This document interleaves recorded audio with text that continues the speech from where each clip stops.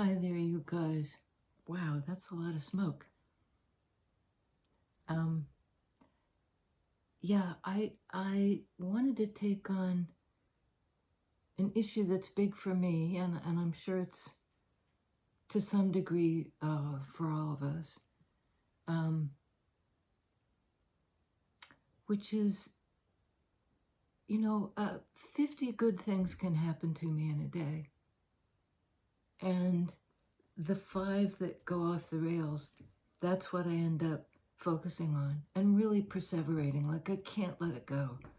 I'm a dog, that's my bone. I just, and I think it's, for me, it's abandonment issues, which it's not an issue. It's that hollow feeling of fear, or what did I do, or why is this happening to me? And I think the deal is when I try to trace it back, the why, that I'm reactive, because I'm like aware that this is crazy, that I'm so focused on the negative. And then I remembered, the sort of neuroscience of it. We are evolutionarily programmed to pay attention to what's not going right, to the threat, to the negative thing.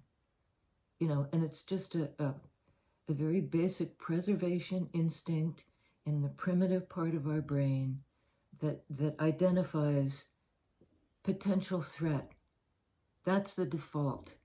And so with something other than that primitive, like lizard brain, basically, we have to consciously override and lean toward the light, lean toward the gentle, comforting places in our life, lean toward where we get support, not where support is taken away. Because that support taken away thing, for me, I like peeled it back, to my early childhood, and we're forward to the most recent thing that I perceive as an abandonment. And it's this cumulative hollow feeling. But now some part of my brain is sort of saying, no, hold up there, sugar pop. We can turn our attention toward the things that support us. Because when we're focused on the things that don't, we're undermining our own support. I'm doing that, or not doing that. And it's a choice I make kind of moment to moment. I try to set my course towards something positive and then maintain it through a constant kind of course correction that allows me to focus on my own growth, or the support of people around me, or, steer it toward what shores me up, not what undermines me.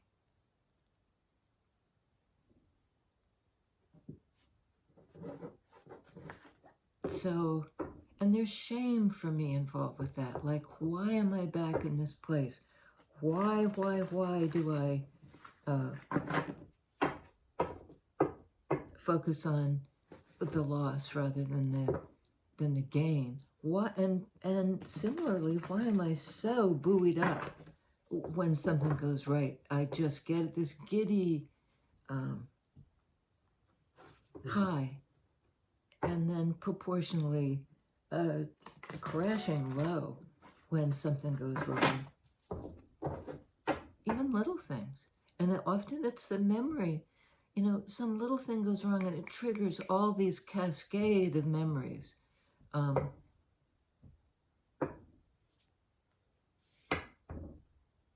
other hard times. Don't live in the hard times. Put an end to that. 10 of Swords. That painful way of thinking, of seeing the world, can be over. It is over, in fact. You know, something in our brain maybe lags behind, because this is sword energy. This is to do with processing information, with memory, with our ability to control of what we let go of and turn our focus toward what's ahead. And our messengers are encouraging us to do this. Our, you know, the messages from our own higher self and from the self on high, or, you know, I always fall apart when I try to talk about that transcendent thing, because it's beyond words. Pick a new direction. Focus on that.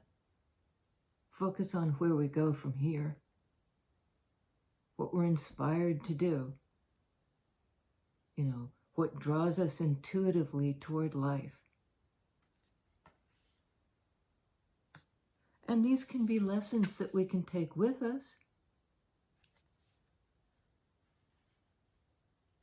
But allow our brain, because I was talking about that primal fight or flight thing, allow our brains to look toward a brighter future.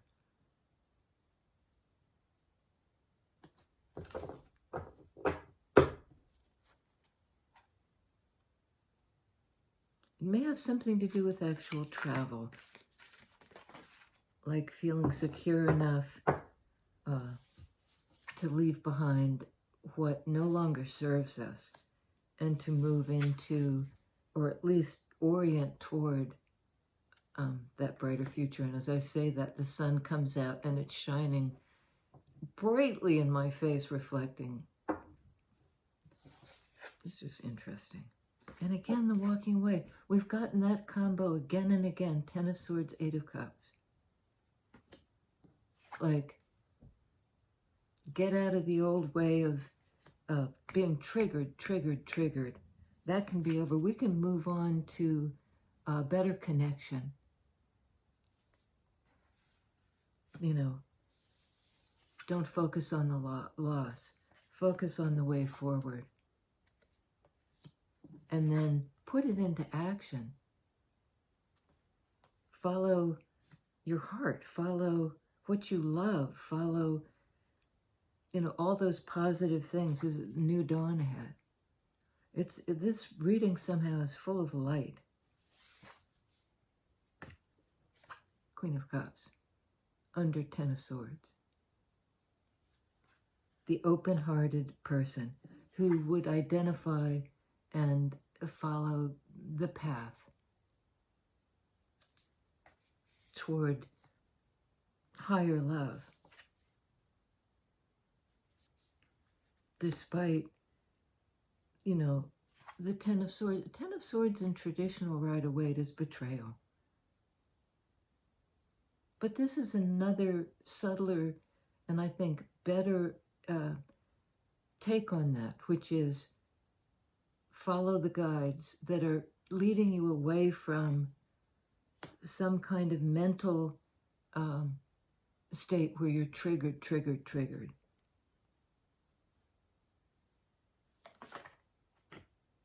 And, okay, on the split, sun. Remember I said it's full of light? There's the light. And under 2 of Swords, Two of Wands, this, you know, plotting and planning the new direction, trying to discover, like, where to go. And then following your heart into the light. Okay, and then in that series, Sun, Hangman, Pisces, card of feelings. You know, when I look at my feelings, when I stop and look at my feelings, what makes me happy?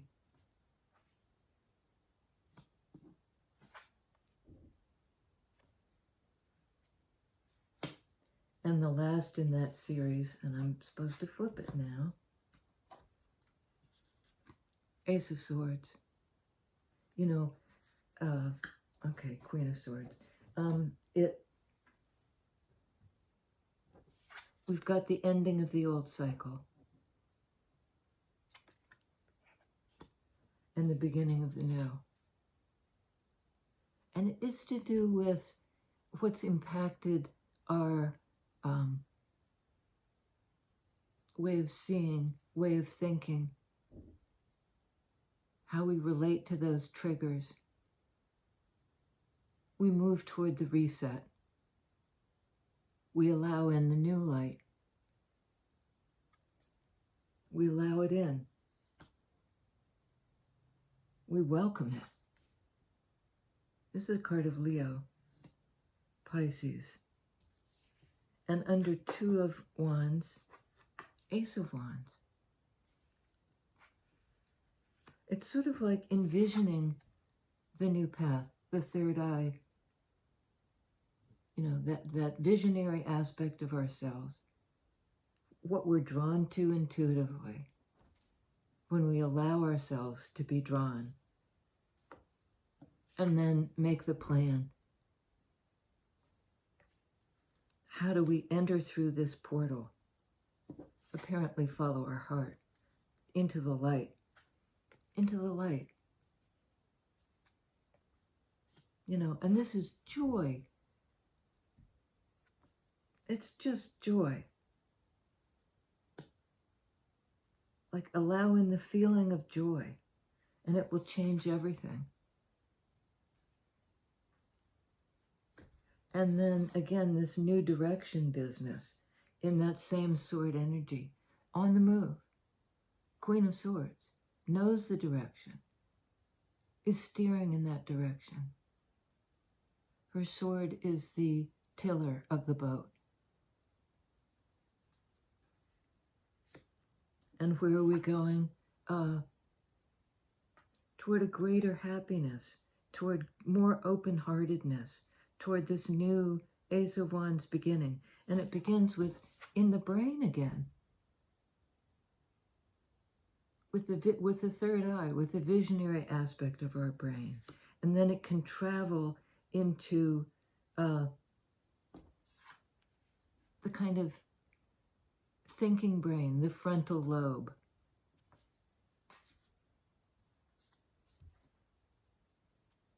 Queen of Cups, Page of Cups. You know, allow ourselves to be buoyed up, to be lifted up by this open-hearted energy. The heart is activated. The heart is activated. You're already on this path. You've left behind these succession of hurt or something. All the wounds.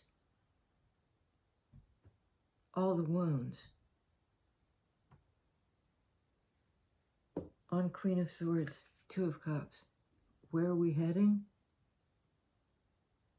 You know, I think there's got to be a clarity, Queen of Swords, about, you know, based on our intuition as much as anything else, about this new direction, this new path, the new path. Follow the heart. Where are we headed? For this kind of connection.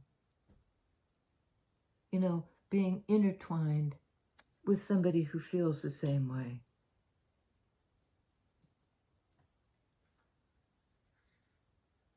On Ten of Swords, Hierophant.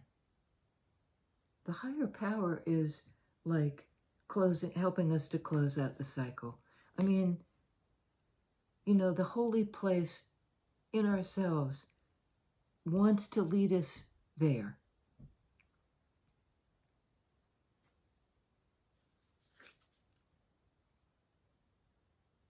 Is saying, take the risk. You know, take the leap of faith. That if you move forward, following your heart.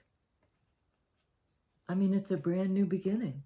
Same energy of Fool, Wands energy, here it is. in 3D. Here it is in the archetype. And whenever those two line up, our everyday life reflects what's happening on that deep level of the psyche. It's so empowering.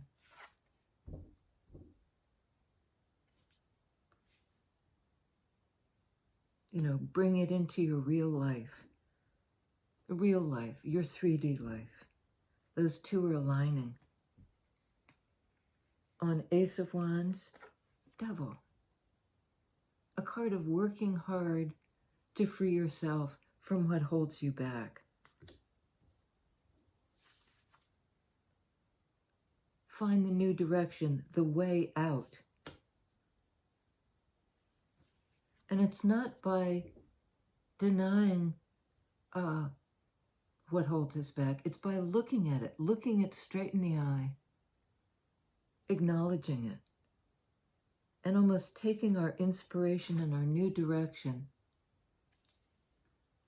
And we can access it once we let go.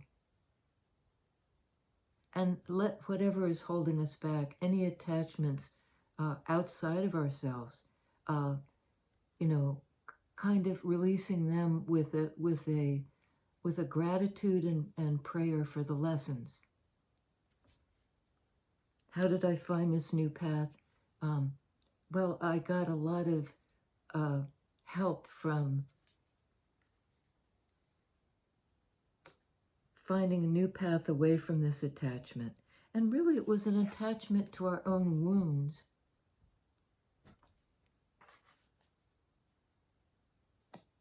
Allowing, it's not about disavowing the fact that things hurt. But it's envisioning, you know, allowing the vision. Apparently I'm having a hard time allowing the vision in because I'm having a hard time articulating about Devil. It's a card of Capricorn. It's a card of hard work. And I think, is it hard to end the cycle and walk away?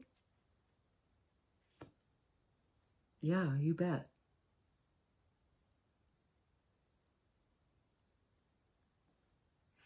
But we do. We take a leap forward. We go step by step toward a higher love. And there may be a bit of when this inspiration strikes us. That's when the attachments, the old wounds, the fear and the fear of abandonment bite us in the butt. You know, that part of our brain says, no, don't let it go. You've been hurt. Hold back. I'm trying to protect you.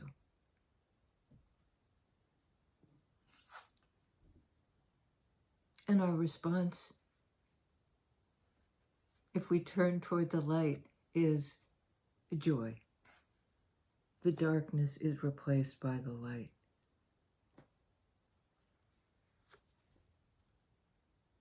See the light? The light's shining on this person. This is a card of victory in Wands energy. In this energy of the Fool, the beginning of the journey.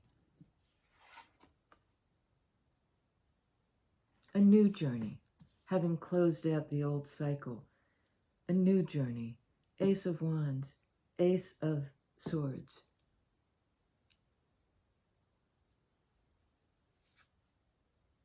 Accept your own light.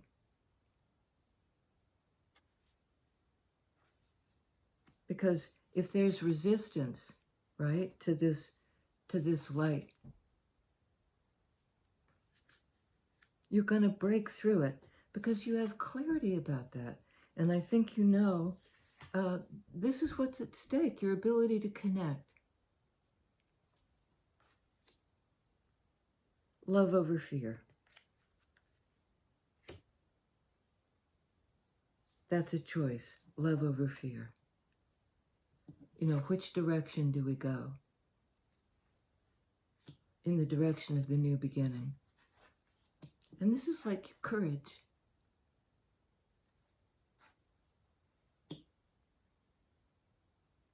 The Fool is courage.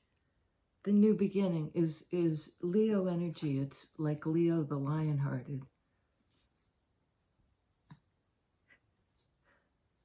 And on Two of Wands moon. It's based on that kind of deep, intuitive knowing. But that intuition then kind of sparks a new path in the brain, like a new neural pathway. New neural pathway.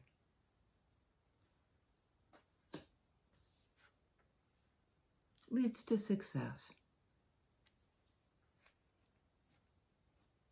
Don't hide from this. Love over fear.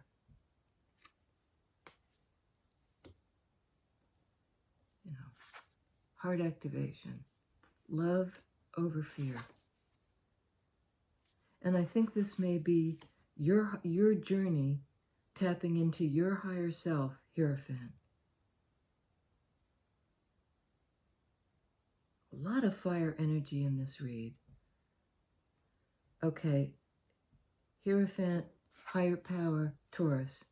It's a grounding earth energy that has to do with both ascension and bringing it back into your 3D life.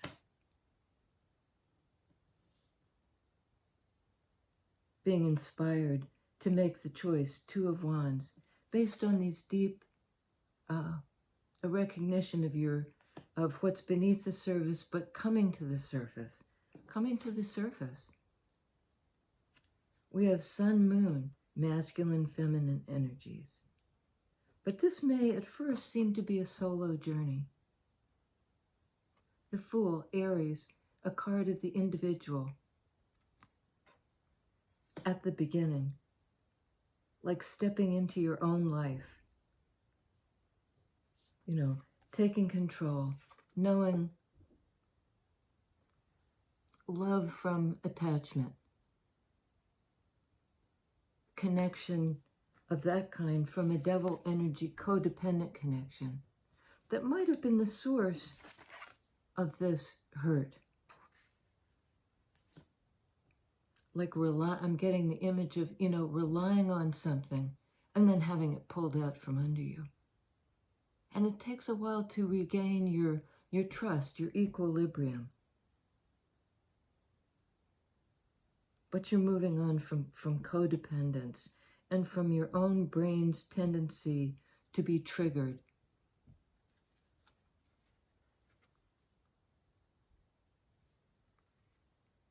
I don't think you're going to let this happiness and this new beginning pass you by. You're going to move toward it.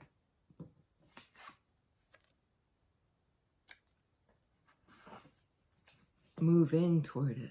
You may be in the planning stage now, but you've wrapped up the cycle. Letting in the light, Ace of Swords, Ace of Wands. Letting in the light. My friends, till next time.